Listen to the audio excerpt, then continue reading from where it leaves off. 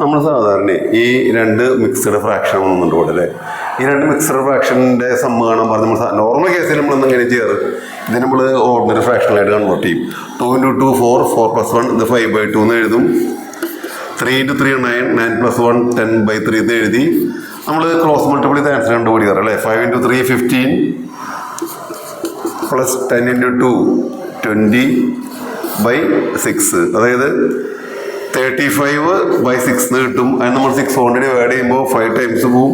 5/6 എന്ന് എഴുതി നമ്മൾ അവസാനിപ്പിക്കും. നോർമൽ കേസിൽ അങ്ങനെ ചെയ്യാറ്. ഇവിടെ മിക്സഡ് ഫ്രാക്ഷൻ്റെ കേസിൽ അതൊന്നും ചെയ്യേണ്ട, ഒറ്റയടിക്ക് പെന്നിന് പോലും ആവശ്യമായിട്ട് പെട്ടെന്ന് ചെയ്യാൻ പറ്റും. അത് വേറെ ഒന്നും ചെയ്യാനില്ല. ഇതൊരു സംഭവം ആണെങ്കിൽ 2 + 3 5 അത് ആദ്യം എഴുതി വയ്ക്കുക. 2 + 5.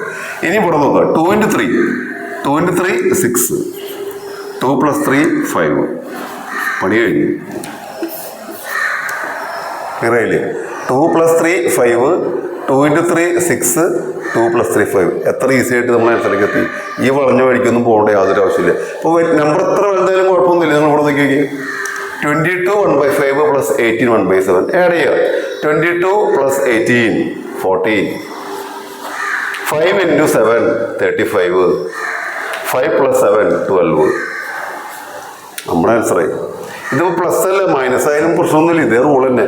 22 - 18 4 5 × 7 35 ഡിഫറൻസ് ഓഫ് 7 and 5 2 ഇവിടെ മൈനസ് ആയതുകൊണ്ട് ഡിഫറൻസ് ആണ് എടുക്കേണ്ടത്. നമ്മുടെ ആൻസറായി. അപ്പോൾ ഡൗട്ട് ചോദിക്കുമ്പോൾ ഈ 1 വന്നാൽ മാത്രമാണോ നമുക്ക് ഇങ്ങനെ ഈ റൂൾ പറ്റുക? അങ്ങനെയൊന്നുമില്ല.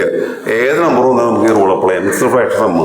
അപ്പോൾ 8 + 6 14 സെയിം ആസ് ലാസ്റ്റ് പ്രോബ്ലം.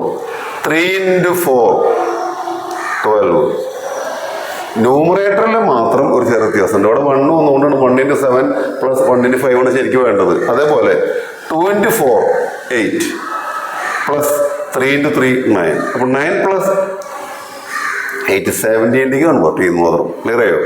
2 × 4 8 + 3 × 3 9 9 + 8 17/12 ഇതാണ് ആൻസർ.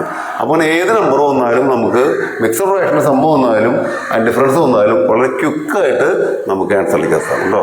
ഇത് ഈ മെത്തേഡ് ഇഷ്ടപ്പെട്ടെങ്കിൽ ഒന്ന് സബ്സ്ക്രൈബ് ചെയ്യുക ചെയ്യാത്തവർ. Okay, thank you.